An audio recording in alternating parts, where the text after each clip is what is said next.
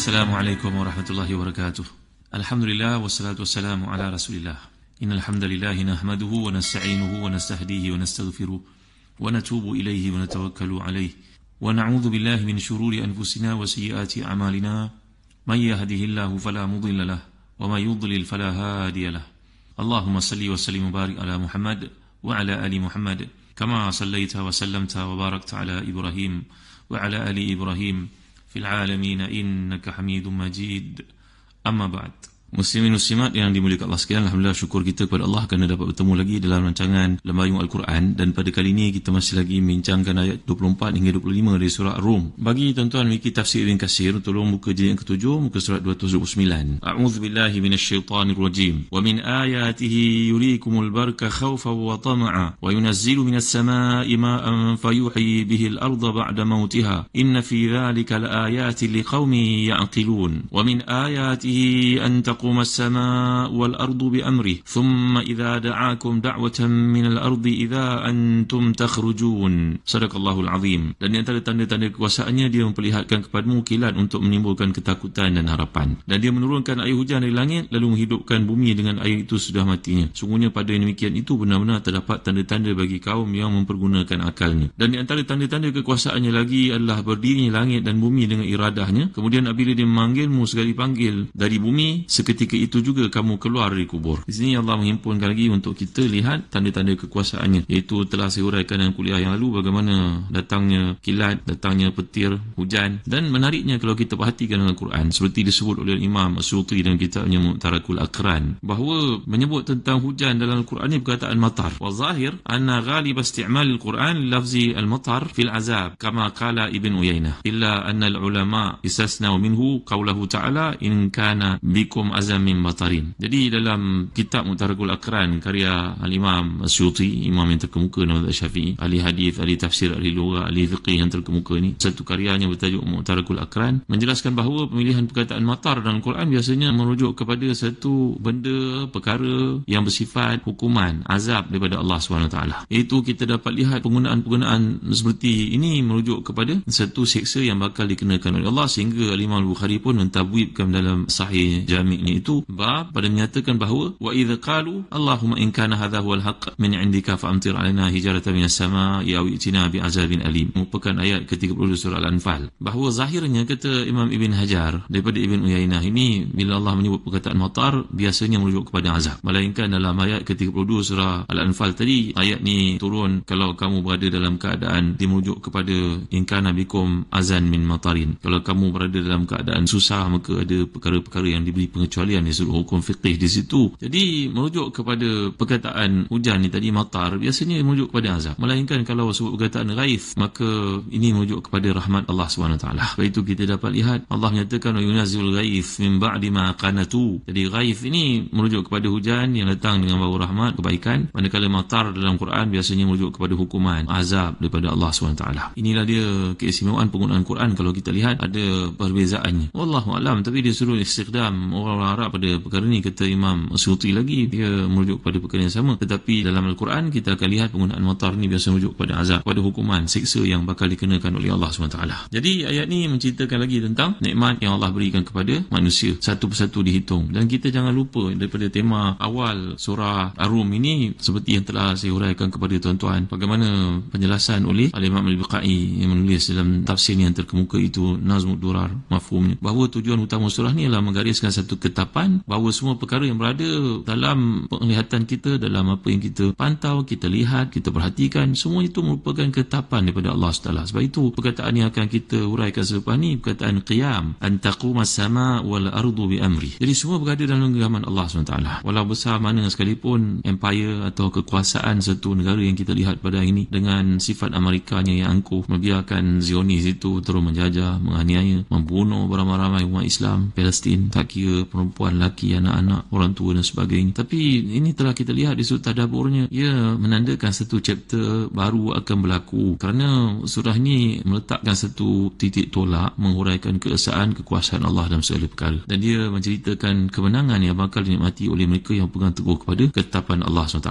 Dan akhir sekali kiamat akan berlaku, kita akan lihat ini yang tersirat di sebalik yang tersurat, di sebalik kemenangan yang berlaku oleh mana-mana bangsa yang kita saksikan di dunia. Menariknya surah Ar-Rum ini, supaya kita tidak pergi jauh daripada asas yang telah kita lihat daripada awal, seperti disebut dalam Mu'tarakul Aqran, dalam kitab Al-Itqan oleh Imam Suyuti lagi, bahawa nama-nama surah ni ada bagai. Ada dipanggil sebagai As-Saba' At-Tiwal, ada dipanggil sebagai Al-Mi'in, ada dipanggil sebagai, kalau kita lihat yang panjang ini merujuk pada Al-Baqarah, As-Saba' At-Tiwal tu, Ali Imran, Nisa, Al-Ma'idah, Al-An'am, Al-A'raf. Al-Anfal ni ada dianggap sebahagian daripadanya merupakan surah Bara'ah, dikatakan sebagai surah Wahidah, itu sebab di awal Bara'ah tidak ada Bismillah. Jadi ini antara nama-nama surah yang dipanggil dalam ulumul Quran. Dan surah Ar-Rum ini termasuk daripada surah Al-Mathani. Mathani bukan surah Al-Fatihah saja, yang mana Nabi SAW menyatakan wa'utitu makan al-Injil al-Mathani, aku diberi daripada gantian kepada Injil yang dibanggakan oleh penganut Nasraniyah. Itu sebenarnya ada surah-surah yang dipanggil sebagai surah Al-Mathani. Satu daripadanya ni surah Ar-Rum yang sedang kita bincang. Wallahu alam, kita melihat dalam penjelasan oleh Imam Suyuti dalam Al-Itqan bahawa Mathani itu mungkin datang perkataan Ath-Thana. Ath-Thana maknanya pujian kepada Allah Subhanahu Wa Taala. Jadi inilah dia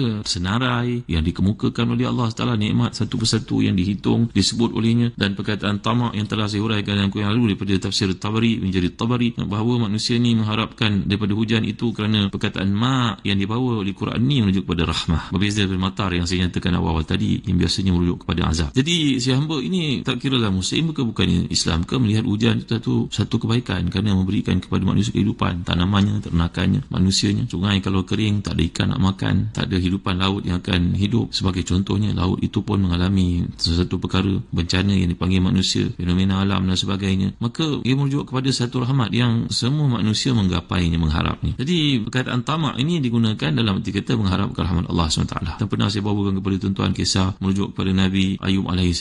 Apabila baginda pulih dari penyakit yang diduga oleh Allah akannya, maka baginda pun mandi. Disebut dalam hadis itu dalam keadaan tidak berpakaian. Tiba-tiba Allah telah mengutuskan untuknya sekumpulan kelkatu belalang datang dan bertukar menjadi emas jatuh di hadapannya. Maka baginda pun beria-ia mengutipnya. Malaikat Jibril datang kepadanya berkata, wahai Nabi Allah, kan Allah telah beri kepadamu kekayaan? Maka jawapan Nabi Allah yang mulia ini merupakan tamak kepada anugerah Allah yang Allah utuskan kepada aku. Maka Allah beri kepada aku belalang dan juga kelkatu ini yang terbang, serangga ini bertukar jatuh jadi emas, maka ia untuk aku. Maka ini perkataan tamak yang dibenarkan dalam usaha kita terhadap perkara yang halal. Sayyidina Umar Khattab radhiyallahu anhu pernah berkata, wa inni la ukrihu nafsi al-jima' tama'an fi zuriyati salihah. Aku berusaha untuk memaksa diriku setiap malam untuk menyetubuhi isteriku supaya dengannya aku dapat anak-anak yang saleh. Tamak kepada zuriat yang saleh ini perkara yang dibenarkan. Tetapi ada perkara yang dilarang kita untuk tamak, yang mana dalam hadis riwayat Ahmad, Tabarani, Al-Hakim, Abu Nuaim dalam Al-Hilya, Al-Baihaqi dalam Da'wat Al-Kabir, begitu juga Al-Bazzar, Nabi SAW mengajar kita untuk ista'izu billahi min tama'in yahdi ila taba'. Itulah perlindungan kepada Allah, dijauhi daripada sifat tamak yang menjadikan seseorang itu mendarah daging dalam dirinya. Ista'izu billahi min tama'in yahdi ila taba'. Mohonlah perlindungan kepada Allah supaya dijauhkan diri kamu daripada sifat tamak. Ni bahasa Arab panggil tamak, ta mim ain dalam ayat ni. Khaufan wa tama'an. Tamak yang tidak dibenarkan, yang dilarang kita dan diminta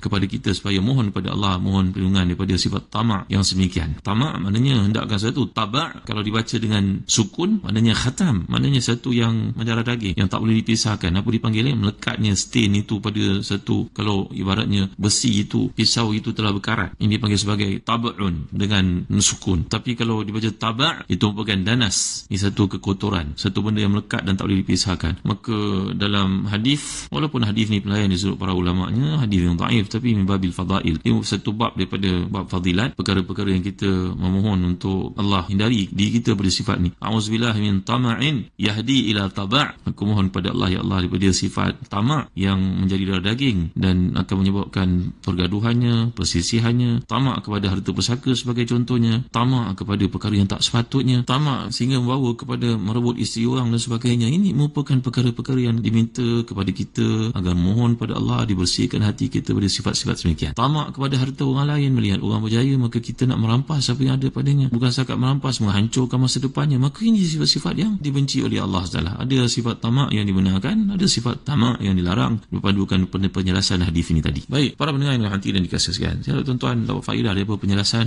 ayat-ayat ini dan perkaitannya dalam kehidupan kita, supaya kita jangan pandang ayat Quran ini terasing daripada kehidupan kita. Alangkah ruginya kalau ada sifat demikian, bahawa kita merasakan ia isolated daripada kita. Nahnu fi wadin wal Qur'anu fi wadin akhar. Kita berada di satu wadi dan Quran berada di tempat yang lain. Itu pepatah Arab mengatakan alangkah ruginya kalau sedemikian, kerana kita tidak merasakan Quran itu sebahagian daripada hidup kita. Baik, dalam ayat ini sekali lagi kita lihat penggunaan perkataan yaqilun. Dan saya telah huraikan kepada tuan-tuan perkaitan di antara penggunaan perkataan Quran ini, daripada tafakkarunya, daripada ta'limnya ataupun aliminya, kemudian sama'nya, yasma'unya, kemudian yaqilunnya. Bagaimana keadaan sedemikian dapat kita lihat kaitan di antara satu penggunaan Al-Quran dengan yang lain. Ini satu perkara yang luar biasa dalam ketersusunan ataupun sinkronisnya, bagaimana serasinya pemilihan ayat-ayat Quran itu, penggunaan perkataan-perkataannya. Saya nak cerita kepada tuan-tuan satu perkara yang menarik berkaitan dengan Quran. Ini yang disebut sebagai tanasub bainal ayat. Al-Imam Al-Wiqai terkenal dengan karyanya bertajuk Nazmud Durar fi Tanasub Al-Ayat wa Suwar.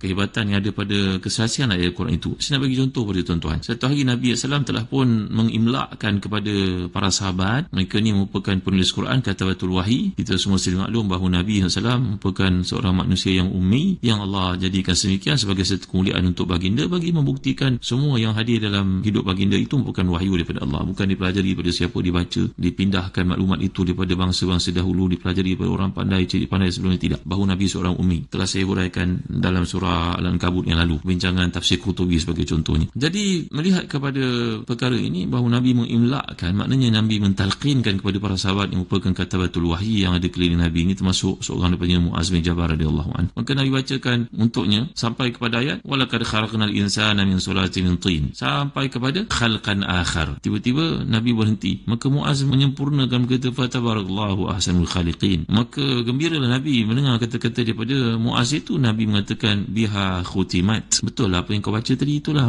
akhirannya. Ini satu perkara tuan-tuan ya. Yang berikutnya kisah dalam surah Al-Maidah. Nak cerita keserasian pemilihan perkataan Quran itu, bahawa Al-Asma'i ini merupakan seorang ahli bahasa yang terkemuka, yang kita dapat lihat nama beliau lah dalam bab nahwu ke saraf ke, ada bincangan nama Asma'i ini, nama Sibawi dan sebagainya. Asma'i ini dia berkata kuntu aqra'u wasariqatu faqta'u aydiyahuma jazaa'an bima kasaba nakalan min Allah wallahu ghafurur rahim. Maksudnya aku baca ayat ini di hadapan khalifah. Ni Asma'i seorang ahli nahwu sastra yang terkemuka dan punya hubungan yang baik dengan istana. Beliau membaca ayat wasariqatu faqta'u aydiyahuma jazaa'an bima kasaba nakalan min Allah wallahu ghafurur rahim. Ni ayat ke-38 surah Al-Maidah. Tiba-tiba bila dia baca itu, ada seorang Arabi ni seorang Arab Badui, dia duduk kat situ. Dia tegur, tidak, takkanlah ayat Allah macam tu bunyinya. Terkejut Asma'i ini, beliau merupakan seorang pendeta bahasa yang hebat. Kenapa demikian tuan-tuan? Nanti saya akan huraikan dalam kuliah akan datang. Teguran itu kerana kesilapan beliau memilih perkataan, bahawa beliau menghafal Quran ni tersilap sebut perkataan. Sampai begitu sekali orang yang faham bahasa Arab, dia akan mengerti bahawa ini tak serasi, ini bukan begini, ini mesti salah ni. Tuan-tuan, saya akan huraikan perkara ini akan datang dalam kuliah kita berikutnya, kerana di sini ada dipanggil sebagai asima at-ta'diriyah lisiyaq. Ini pemilihan perkataan ni sangat teliti, sangat hebat, menakjubkan. Satu wahyu yang diberikan Allah kepada Nabi SAW, mukjizat yang bekalan sampai akhirat. Amatlah rugi apabila kita tak memahaminya tuan-tuan. InsyaAllah saya akan huraikan yang kuliah akan datang. Wallahu a'lam. Sallallahu ala sayyidina Muhammad wa ala alihi wa sahbihi wa baraka wa sallam. Walhamdulillahi rabbil alamin. Wa barakallahu fikum. Wassalamu alaikum warahmatullahi wabarakatuh.